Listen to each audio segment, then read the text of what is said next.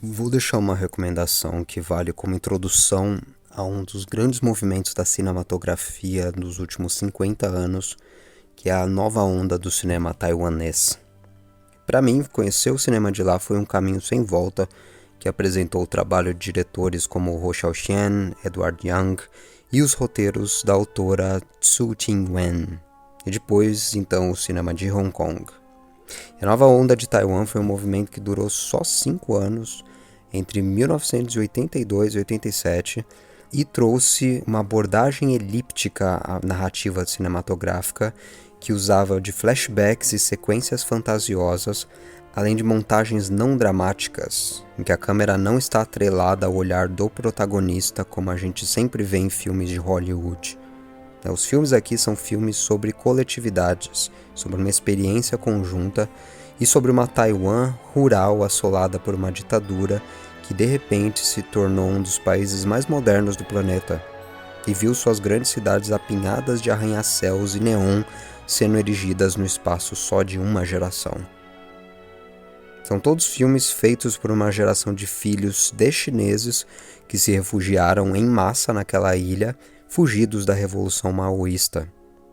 Esses filhos tinham valores diferentes de seus pais, uma ligação com a terra e com tradições indígenas taiwanesas que esses pais confucionistas e saudosos de um passado da China republicana jamais conseguiriam ter. Aqui a gente pode falar do início de um cinema e de uma literatura nacional taiwanesa. Esse é o segundo aspecto que eu sei que vai interessar uma porção de vocês.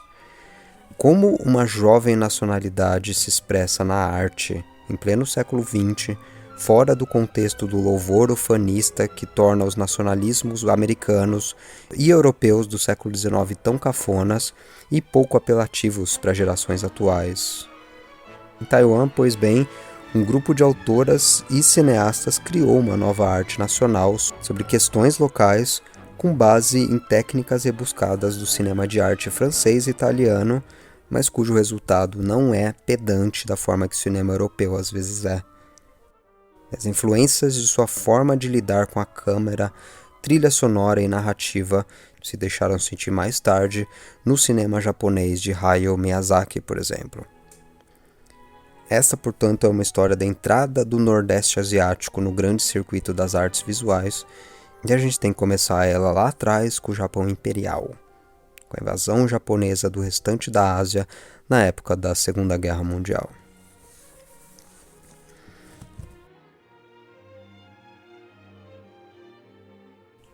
A história do cinema de vários países asiáticos começa com os japoneses, porque já nos anos 1920 o Japão tinha grandes companhias como a Taisho Katsuei, que injetou valores da alta dramaturgia na tecnologia recém-surgida do cinema. E eles sabiam muito bem, a sétima arte podia virar algo diferente, desvinculada do teatro de palco e até mais influente que o teatro. É engraçado a gente pensar que a ideia de o cinema ser uma arte do futuro mal passava pela cabeça de boa parte das pessoas naquela geração. Também na Europa, dos anos 20, o cinema era considerado uma arte fugaz. Muitos filmes feitos por grandes diretores, pessoas consagradas hoje, eram veiculados por uma temporada só e iam para o lixo em seguida. A gente pensa no grande cinema do expressionismo alemão, do Murnau, do Paul Wegener, do Fritz Lang. O Wegener criou 3 versões de O Golem, que é hoje considerado um expoente incontornável do cinema de horror, e só uma sobreviveu. Porque ninguém se dava ao trabalho de conservar os rolos de filme para a posteridade. O cinema era meio visto com a displicência que a gente vê um site da internet ou um vídeo tosco de YouTube. Um dia tudo isso vai ser apagado e pouca gente sequer se lembrará desse material. E não é o que o pessoal da Taisho Katsuei pensava.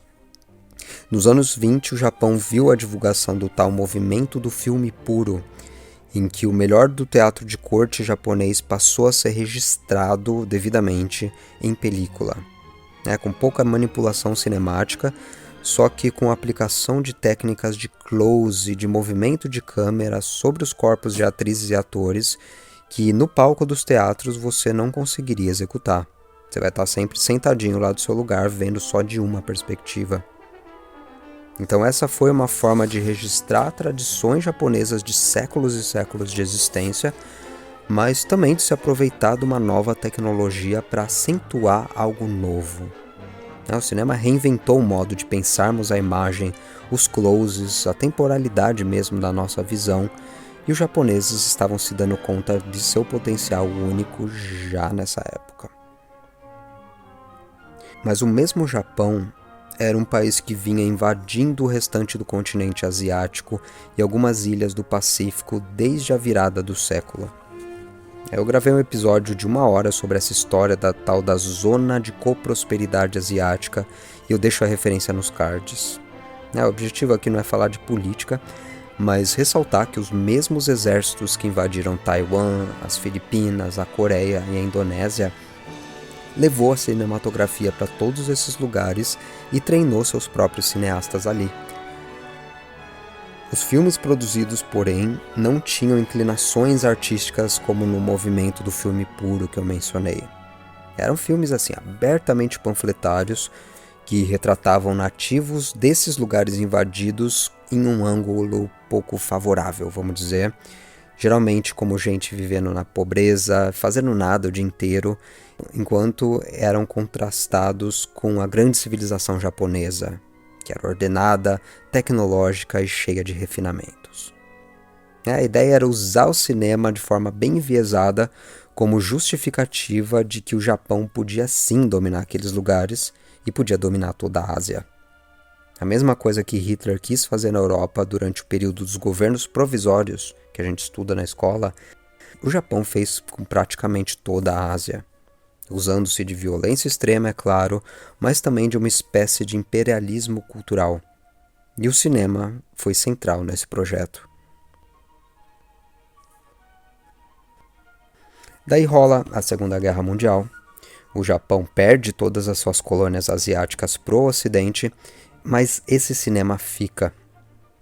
E nesse contexto surge o cinema Taiyupian taiwanês, um cinema de filmes improvisados, sempre em preto e branco e línguas locais, que durou só até os anos de 1960 como obra de amadores interessados nas câmeras que os invasores japoneses deixaram para trás. Infelizmente, a história do Taiyupian se perdeu quase por completo. Hoje a gente tem registro de 1.114 filmes do tipo sendo produzidos, só que grande parte sofreu o mesmo destino dos filmes do expressionismo alemão. Se perderam durante conflitos bélicos, se deterioraram ou tiveram seus rolos vendidos. Taiwan era um país de 3 milhões de habitantes por volta dos anos de 1960. E com o fim da guerra civil da sua vizinha, a China, o exército derrotado pelos comunistas se refugiou nessa ilha de Taiwan num espaço de meses. Isso fez aumentar a população de lá de 3 para 4,2 milhões de pessoas. Imagina a população da sua cidade, do seu país, aumentar em 1/3 de forma inesperada. Então, uma série de problemas surgem com isso. Abastecimento de comida e água, é claro, inflação, a violência entre novos habitantes, invasores e pessoas já instaladas lá, mais nativos que não tinham nada a ver com os chineses. E novamente, nesse canal a gente tem um episódio imenso sobre a história de Taiwan, eu deixo aí nos cards, só que eu vou me focar no cinema. Porque a geração de todos os diretores centrais da tal da nova onda taiwanesa, lá dos anos 80 já, é justamente a geração de filhos desses imigrantes da Guerra Civil Chinesa. O Hou Xiaoqian descreve em um documentário como seus pais nunca sequer compraram móveis para mobiliar a casa, porque eles achavam que logo a China seria reconquistada pelo tal do governo do Kuomintang, que foi o partido que fugiu, e que tudo voltaria ao normal. Só que esse partido de chineses manchus instalou uma ditadura sobre os taiwaneses que durou quase 50 anos. Se tratou de uma geração que não pensava em Taiwan como seu lar ancestral e, consequentemente, não dava a mínima para as culturas locais, mesmo para o desenvolvimento do espaço, da infraestrutura daquele lugar e para a cultura autenticamente taiwanesa. Eles se pensavam como chineses exilados superiores aos nativos. Isso teve impacto direto no cinema do novo governo de meados de 1960. Esse foi o cinema do realismo saudável, como eles chamavam, um cinema controlado pelo Partido Único que controlava aquele país com punho de ferro e invariavelmente refletia os seus valores de nacionalidade e refletia também uma imagem muito forçada de prosperidade que, na verdade, não existia em Taiwan, além daquela velha história. Os chineses de Taiwan seriam os verdadeiros chineses, de acordo com as tradições milenares confucionistas, e um dia retornariam à China continental para recuperar o país das garras dos comunistas e blá blá blá blá blá. Esses filmes são pouco interessantes para nós hoje. Eles se focam em temas positivos e valores morais tradicionais. Tudo sempre em mandarim, é claro, que estava proibido para essa nova cinematografia usar variantes regionais e, pior ainda, línguas indígenas faladas em Taiwan desde o período neolítico e que não tem absolutamente nada a ver com a civilização chinesa. Para os locais, aquele cinema soava estrangeiro. Era um cinema feito por e para uma classe política invasora.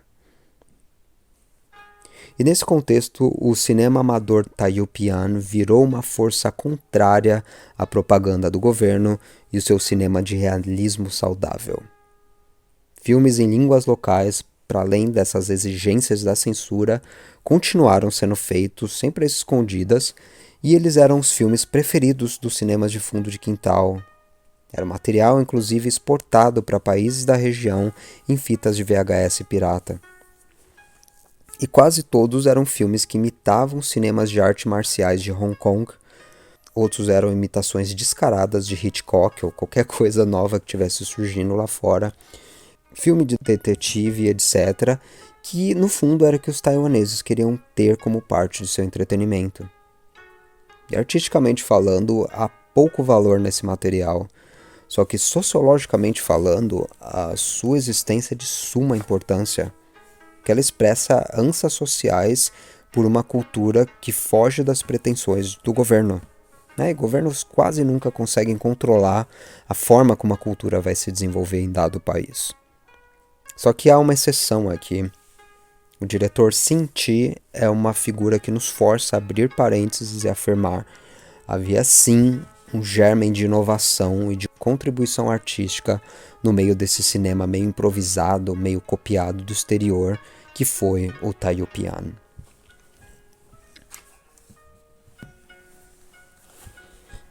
Sin Chi é uma figura surpreendente. Na história do cinema taiwanês, ele uniu duas características que as grandes figuras posteriores tiveram que trazer em si também. Uma é a capacidade de fazer obras inovadoras com pouquíssima verba, com pouquíssimo aparato técnico, e a segunda é a sutileza para contar grandes histórias sob a censura do governo militar maluco que eles tiveram por lá até 1988. Durante a ocupação japonesa, o Sin-Chi já estava envolvido com dramaturgia. Ele organizava peças de rua para questionar a supremacia imperial da metrópole japonesa. E com a chegada do partido Kuomintang e toda essa coisa da ditadura Manchu em Taiwan, ele gravou o primeiro filme em idioma Hoklo na história daquele país. Esse filme saiu em chinês e inglês com o título The Best Secret Agents. Algumas cópias da fita trazem Secret Agent Heaven No. 1. Ele foi lançado em 1964. E o filme ficcionaliza a ação de um grupo revolucionário chinês infiltrado nas casas dos magnatas que colaboram com os invasores japoneses.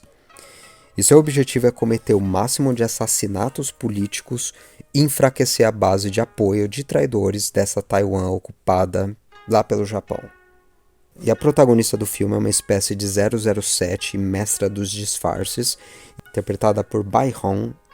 Ela é a cabeça da guerrilha revolucionária que se disfarça de cantora de cabaré, depois de esposa troféu de um político, com a missão de assassinar o cara e desviar segredos de Estado.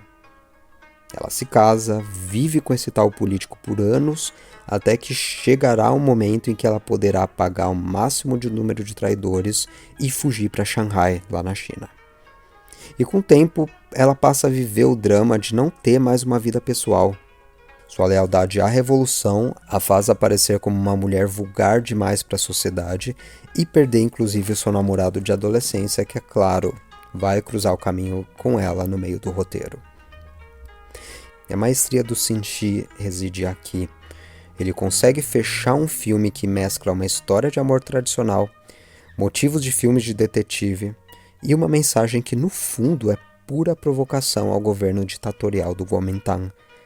Ele se vale de um tema nacionalista que agradava até os seus censores, né? Afinal, eles eram anti-japoneses, para veicular dilemas revolucionários a uma população que acabava de ser feita de refém por invasores da China continental. Logo após o lançamento, o cinema em róculo foi proibido pelo partido, voltando a ser instaurado só lá na frente, nos anos 80. Segundo o documento do Ministério da Cultura de Taiwan que eu consultei, o Xin-Shi produziu 52 filmes, às vezes gravando 3 ao mesmo tempo, do jeito que dava.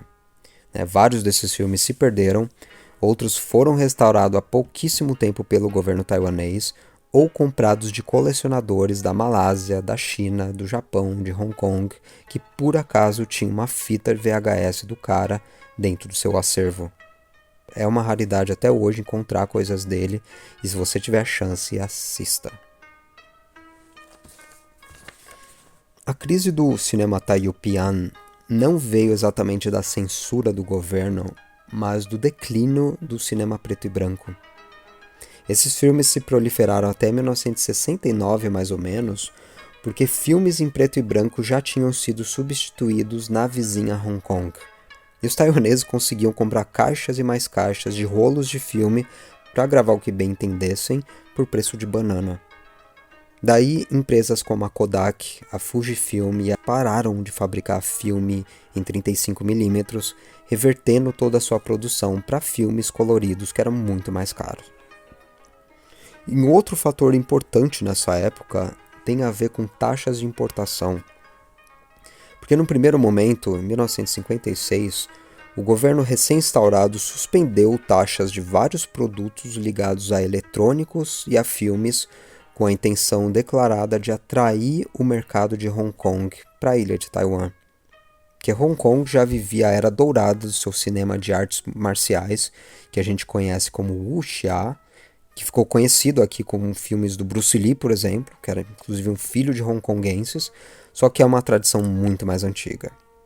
E pois bem, em 1967, Taiwan passava por um período de revolta e de perseguição política que a gente conhece como terror branco. E essa desestabilidade civil levou o governo a fechar o país para influências estrangeiras e para certos mercados. E esse foi o segundo fator que levou à quase extinção de um cinema amador taiwanês. Por 15 anos houve um apagão das artes cinematográficas naquele país. E os filmes produzidos pelo governo eram histórias de amor piegas e forçosamente despolitizadas, tipo novela da Rede Globo nos anos da ditadura, sabe? E os taiwaneses tinham consciência. O que estava sendo produzido na China continental, em Hong Kong, em Singapura e no Japão era infinitamente superior, era artisticamente inovador e era uma arte ousada de ponto de vista temático. O cinema daquela época, a gente não pode esquecer, estava virando um palco para discussões de temas interessantes à juventude, às vezes super transgressores. Aquela era uma geração que estava usando a cultura para moldar o seu próprio futuro de uma forma nunca antes vista. Os taiwaneses tinham só a vontade de fazer isso, mas não tinham os meios. E uma virada nessa situação veio nos anos 80, com a segunda geração de cineastas e uma escritora que fez escola trabalhando para companhias do governo e o seu cinema chato. Essa é a Zhongyin, uma empresa que tinha tanto interesse em usar cinema para fins de exportação que se identificava também por um nome em inglês. Era Central Motion Picture Corporation. Aqui eu vou me referir pela sigla CMPC. A gente vai voltar nela. Hou Hsiao-hsien, pois bem, foi um dos cineastas que fez escola nessa empresa. Ele aprendeu seu ofício com o equipamento de ponta que o governo tinha, produzindo comerciais durante toda a década de 70 e filmes propagandísticos do qual ele não se orgulha tanto. E lembremos, até então, tudo que não fosse propaganda do governo era proibido. Para levantar verbas, houve um acordo inicial com empresas de Hong Kong para promover popstars da New Wave e da música romântica farofa que estava rolando naquela época. E o acordo era o seguinte: você quer verba para gravar seus filmes? A cantora X que estamos lançando aqui vai ter que ser protagonista dele. E você vai ter que usar um single dela como trilha sonora. Assim a gente vende fita cassete e vocês conseguem reinventar o cinema do seu país.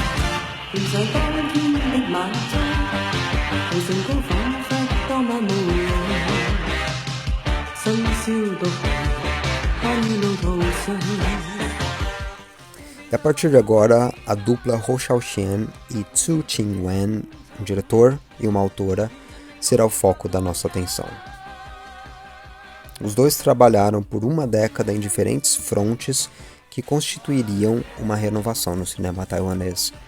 Ele gravando material promocional para o governo ou comédias românticas com popstars hongkonguenses, e ela escrevendo como a voz feminina principal da literatura nativista daquele país, a tal da Xiangtu.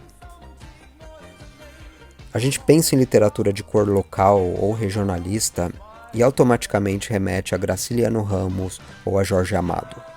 Foram autores que desviaram o foco da representação do que é o Brasil para o Nordeste e para o Norte e mostraram outras realidades, outros interesses e outros desafios, inclusive, que constituam essa coisa imensa e complexa chamada Brasil.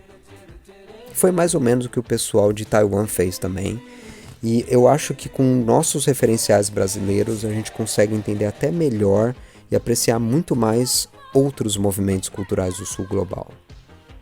É o caso de Taiwan. Eu cito aqui, deixando referências na tela. A literatura Xiangtu não era nostálgica, tampouco era escapista. Autores e autoras Xiangtu escreveram especificamente da perspectiva dos nativos taiwaneses, ou seja, da gente que já estava lá antes do influxo de chineses Manchu e chineses Han. Ela foi escrita para aqueles que se identificavam como taiwaneses na aurora da ocupação. Fecha citação. E a nossa amiga Zhu Qingwen calhou de não só ser uma pessoa extremamente talentosa no que faz, ela foi também procurada pelos jovens diretores interessados em fazer algo diferente e que, antes de tudo, tiveram a humildade para entender que eles não saberiam contar uma história tão bem quanto um dos maiores nomes da literatura daquele país.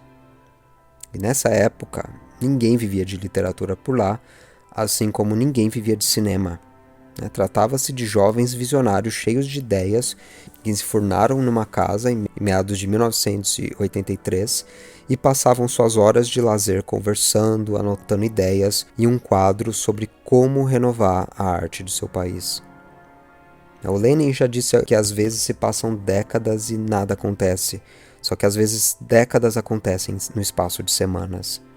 Foi exatamente o caso daquele encontro singular de artistas taiwaneses após a morte do ditador Chiang Kai-shek. A Zhu Qingwen comenta a aliança entre outro diretor central aqui, o Edward Young, e o Hou Hsiao-hsien como um momento mágico para a nova onda taiwanesa. Eu cito aqui. Uma vez que se juntaram, tudo se encaixou em seu devido lugar. O nascimento do novo cinema taiwanês se resume a essas duas forças se deparando uma com a outra no momento perfeito. Foi realmente tudo uma questão de timing. E ela, é claro, foi a terceira força aí, só que ela é modesta demais para mencioná-la. A indústria cinematográfica estava indo à falência naquela época. Por mais que o governo escondesse esse fato, um trabalhador dentro do CMPC, como o próprio Hou Hsiao-hsien, sabia bem. A empresa de propaganda cinematográfica do próprio governo só estava perdendo dinheiro e estava usando o dinheiro de contribuintes para cobrir o rombo nos seus cofres. Com a morte do ditador e um relativo relaxamento da censura, aquela era a chance de um funcionário já confiável como ele fazer diferença, e foi o que ele fez. E o que significava ser um taiwanês moderno? Essa é a questão propulsora de toda essa nova arte. O primeiro grande resultado veio em 83 com um filme chamado Os Garotos de Fenghui. Uma das marcas do Hou Hsiao-hsien é sua negação da câmera subjetiva. Isso é, quando a câmera sai do rosto do autor para ser os seus olhos pelo resto da cena. Suas cenas se desenvolvem de longe, como se elas estivessem sendo registradas pelos olhos de quem não participa da cena. E às vezes não dá a mínima porque está acontecendo, inclusive. Na cena em questão de Os Garotos de Fenghui, está rolando uma briga. E às vezes os envolvidos saem do campo de visão da câmera, então lá vem eles se estapeando, e ora você identifica seus xingos, ora não, mas tanto faz. Na vida real a gente ouve tudo o que nos dizem, na narrativa as coisas podem ser assim também. Isso já é o quarto filme do Hsiao-hsien, e antes de seus filmes sobre popstars, o Hou Hsiao-hsien e vários taiwaneses da zona rural viviam existências vadias. Eles cometiam pequenos furtos, se envolviam com pequenos contrabandos, arrumavam treta com a polícia. E a sua cinematografia inicial é um retrato justamente dessa geração.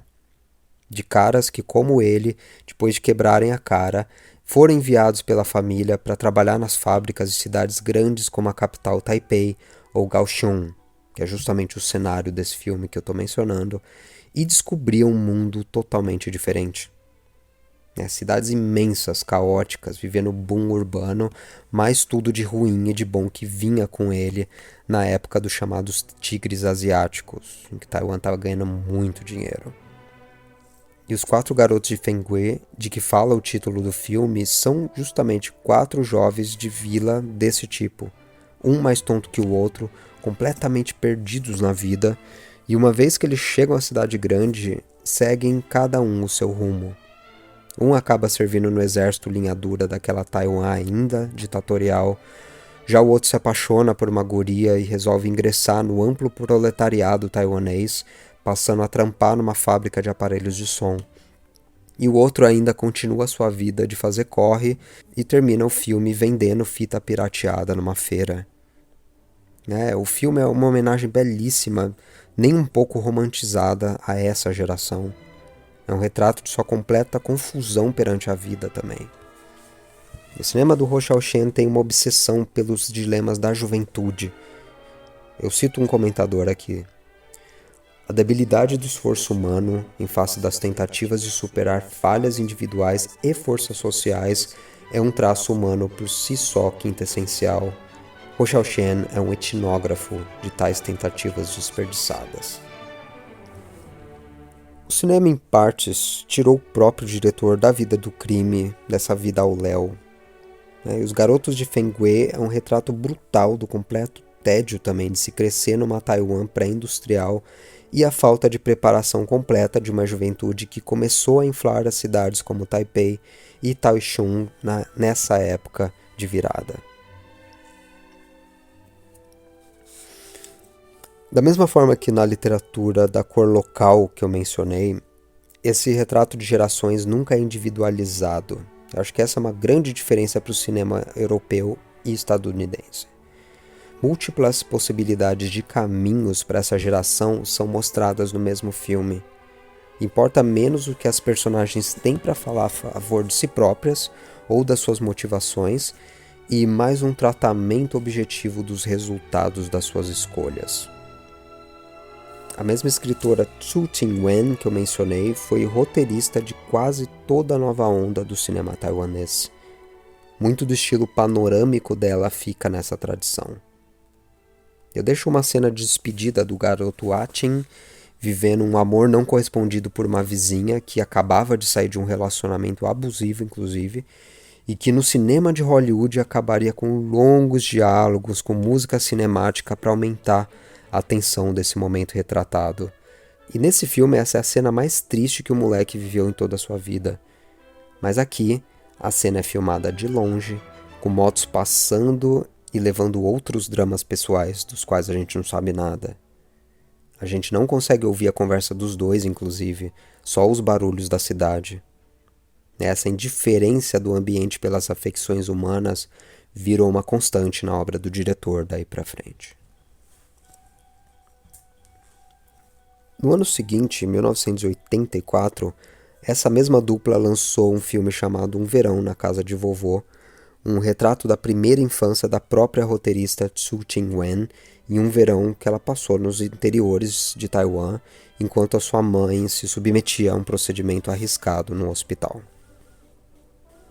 O roteiro é muito simples e poderia ter acontecido com qualquer pessoa.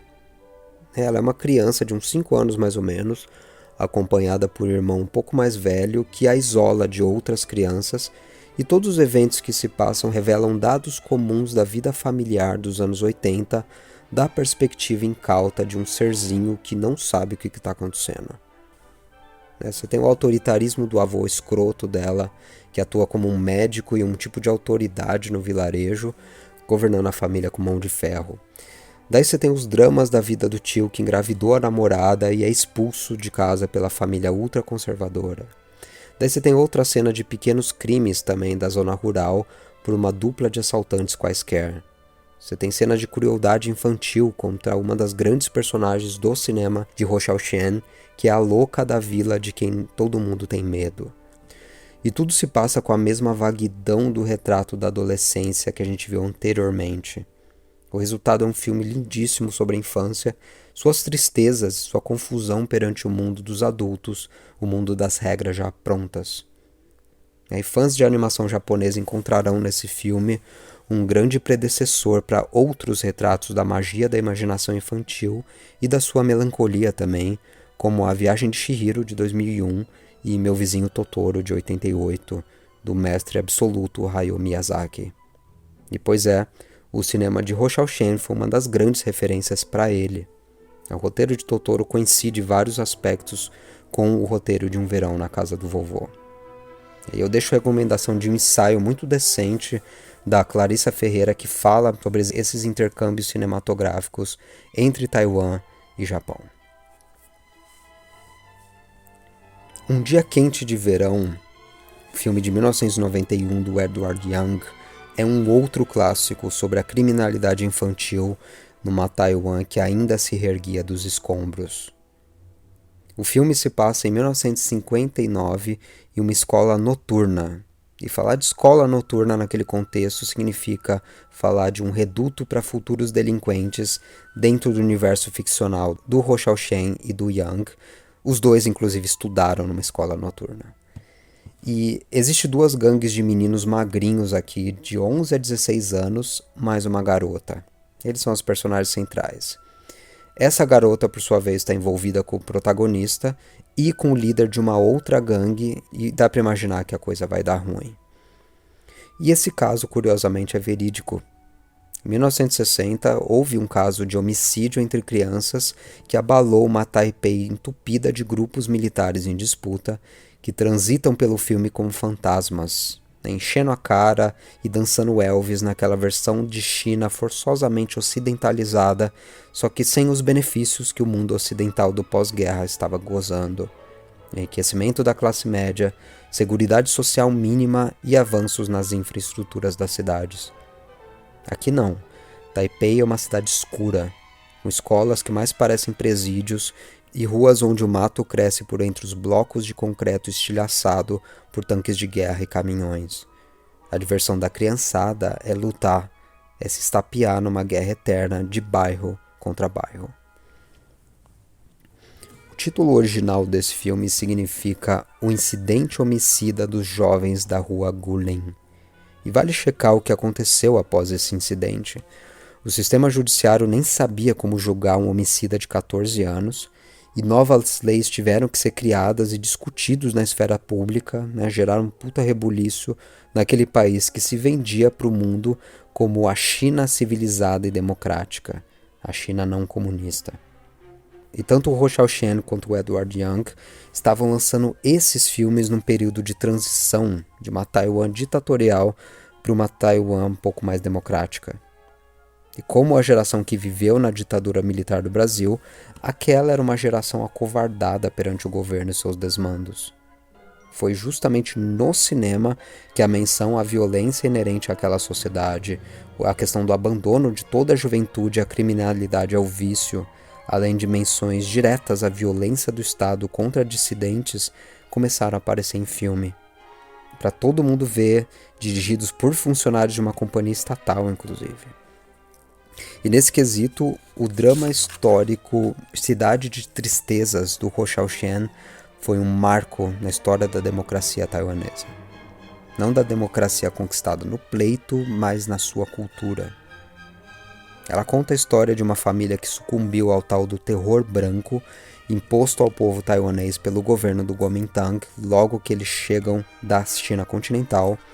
E durante esse terror branco, milhares de pessoas foram presas, fuziladas ou enviadas para o exílio. E não se falava sobre esse evento em Taiwan. Há relato de gritos poderem ser ouvidos dos calabouços do exército nas avenidas de Taipei e a população tocar suas vidas fingindo que não estava ouvindo nada, cada qual com medo de seu próximo. E livros de história proibiam a menção a esse evento ou qualquer menção à violência militar. Precisou de um filme retratar o que todos sabiam ter acontecido para o público internacional, para isso começar a ser levado a sério. E o governo do Kuomintang, ainda no poder na época, quis reagir. Só que o filme já tinha vazado para amigos franceses do Hou Hsiao-hsien e sido selecionado como representante do país à edição do Oscar de 1990. Então, tarde demais, o mundo inteiro estava assistindo aquilo. A história do uso dos taiwaneses de festivais internacionais para desviar da censura é uma coisa muito importante e foi devidamente estudada no livro da Beth Tsai, um livro chamado Taiwan New Cinema at Film Festivals, lançado ano passado, em 2023. Então, essas são algumas referências de filmes. O Edward Young faleceu já em 2007, prematuramente. O Hou Hsiao-hsien ainda é ativo e passou por fases muito singulares que vale a pena checar. A partir dos anos 90, principalmente, ele se propôs a tentar entender a juventude. Isso ele como um homem de 50 anos já. E ele extrapolou técnicas de objetividade em filmes como Millennium Mumble, de 2001, e Good Men, Good Women. Um filme que eu adoro e que eu recomendo. E até o lançamento mais recente, ele trabalha de um jeito que nenhum diretor que eu conheço trabalha.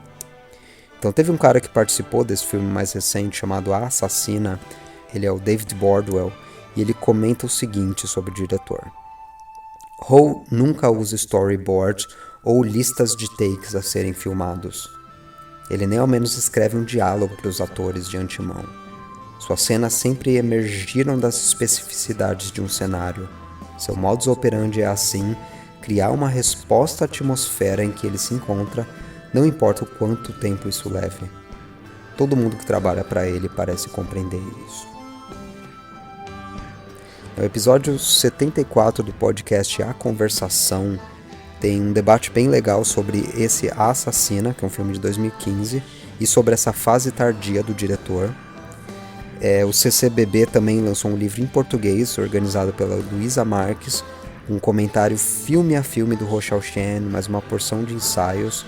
Vocês acham isso como o Hou Hsiao-hsien e o cinema de memórias fragmentadas. E até onde eu sei, ele consiste no único material de fato extenso sobre esse diretor em português. A referência a tudo isso fica na descrição do episódio.